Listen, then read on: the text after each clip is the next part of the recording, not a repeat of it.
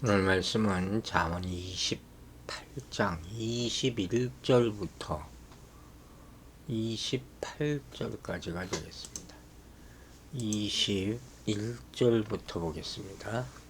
사람의 낯을 보아주는 것이 좋지 못하고 한 조각의 떡으로 말미암아 사람이 범법하는 것도 그러하니라.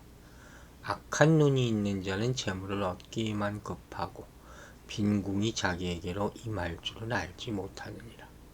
사람을 경책하는 자는 혀로 아침하는 보다 나중에 더욱 사랑을 받느니라. 부모의 물건을 도둑질하고서도 죄가 아니라 하는 자는 멸망받게 하는 자의 동료니라. 욕심이 많은 자는 다툼을 일으키나 여호와를 의지하는 자는 풍족하게 되느니라. 자기의 마음을 믿는 자는 미련한 자요 지혜롭게 행하는 자는 구원을 얻을 자니라.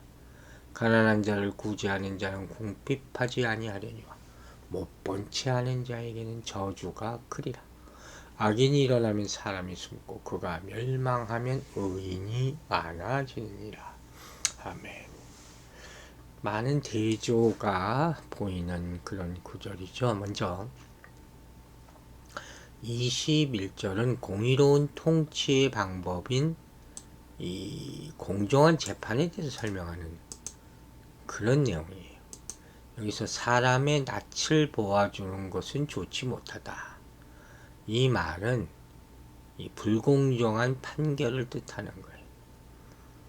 그 이유는 이렇게 불공정한 판결을 하는 이유가 뭔가?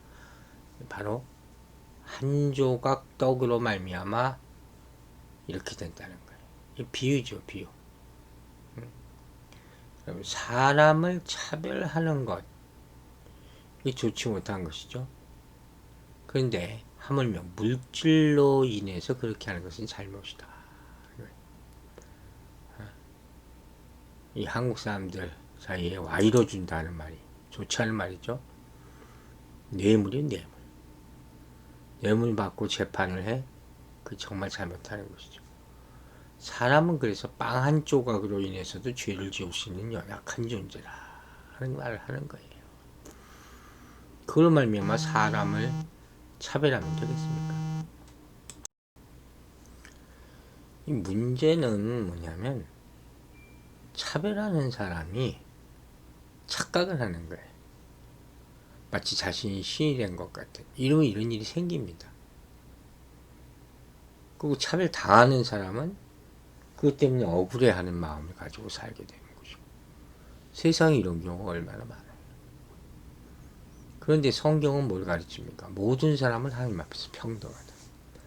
우리가 잊지 말아야 될 사실이에요. 법 앞에 평등하듯 사실 법 앞에 평등하지 않잖아요. 그렇죠? 세상 법 앞에. 그러나 하나님 앞에서는 진짜 평등하다. 그 심판대 위에 설날 우리는 정말 깨닫게 될 거예요. 기본적으로 우리는 모두가 죄인이. 거기서 출발하는 거예요. 그리고 모두가 그리스도 안에서 의롭게 될 수 있다 하는 거죠.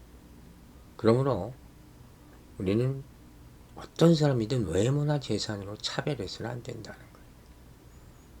그러니까 바울 또한 하나님의 은혜에 차별이 없음을 강조하지 않았습니까?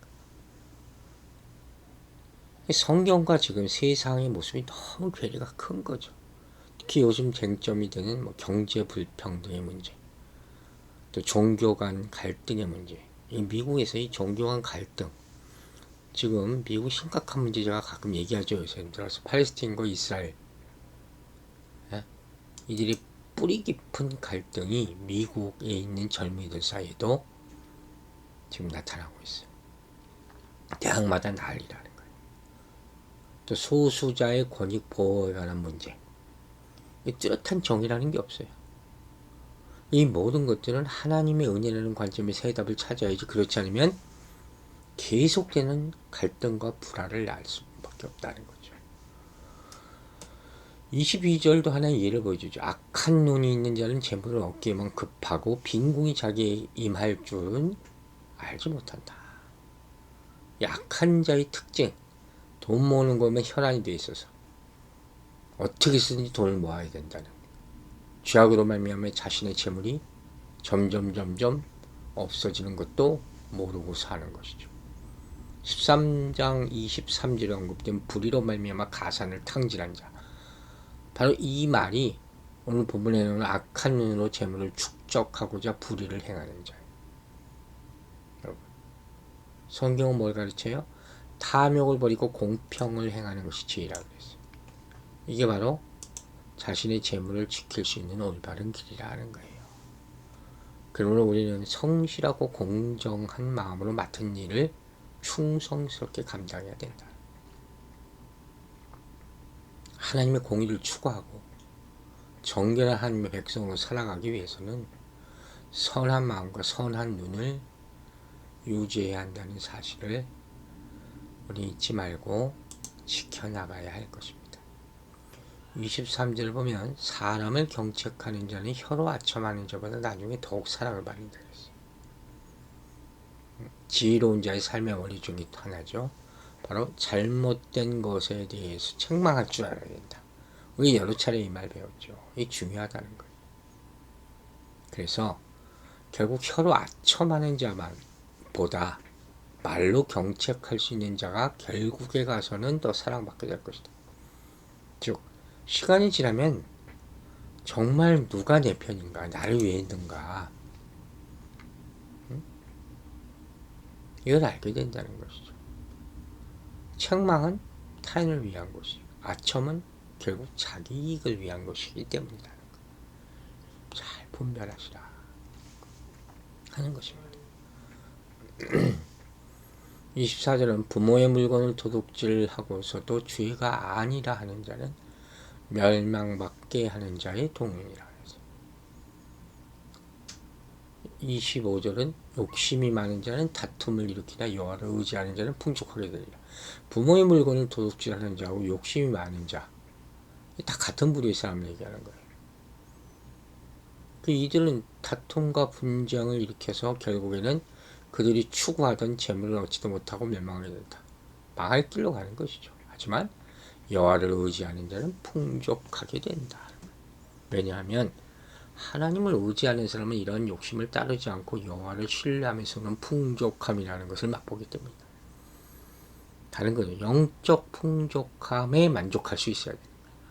물질적 풍족은 부수적으로 따르는 거예요. 하나님이 채워주신다고 약속하셨고 우리가 족함을 알고 감사할 때 우리 먹고 자는 문제에 여기에 대한 걱정은 다 내려놓을 수 있다 하는 것을 우리는 잊지 말아야 될 것이에요. 26절 자신의 마음을 믿는 자는 미련한 자요 지혜롭게 행하는 자는 구원을 얻을 자니라. 자신의 마음을 믿는 자는 미련한 자라는 거예요. 여러분 누굴 믿습니까?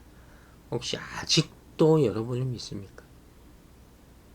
여호와의 지혜를 믿으라.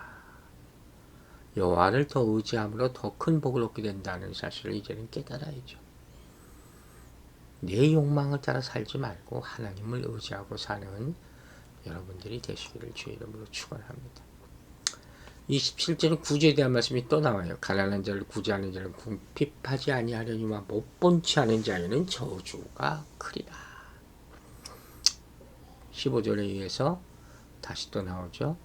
가난한 자를 구제하는 것이 뭐라 그랬어요? 창조 질서의 일부인 공의에 해당하는 것이다.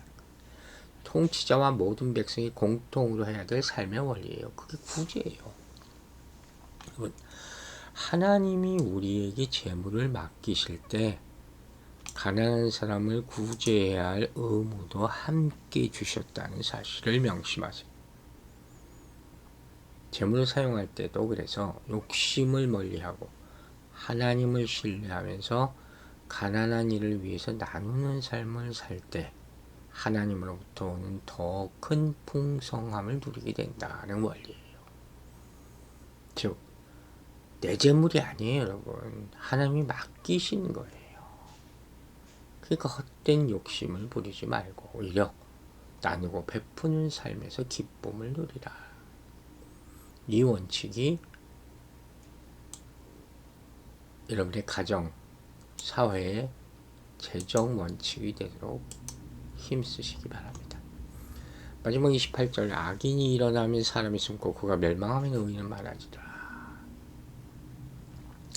12절과 유사한 구절이죠. 악인이 공동체에 끼치는 영향에 대해서 말하고 있어요. 악인이 일어나면 사람들이 숨게 되고 악인이 멸망하면 자연스럽게 의인이 많아진다.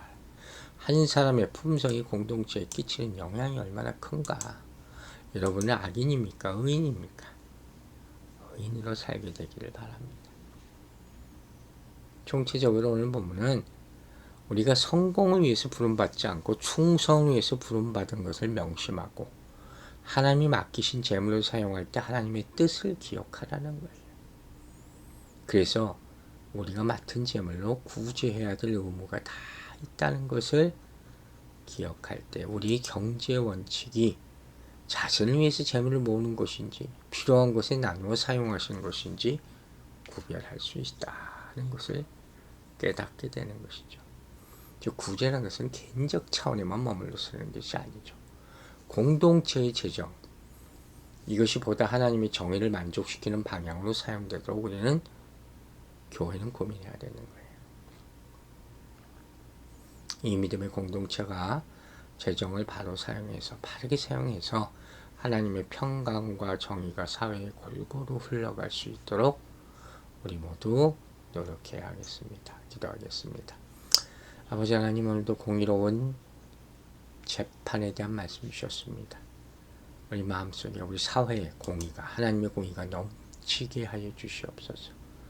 우리가 하나님 앞에 모두 평등하다는 성경 말씀을 생각하고 하나님의 은혜에도 차별이 없음을 깨달아서 탐욕을 버리고 공평을 행하는 육지를 가지고 사람을 판단하지 않고 차별하지 않는 삶을 살게 도와주시옵소서.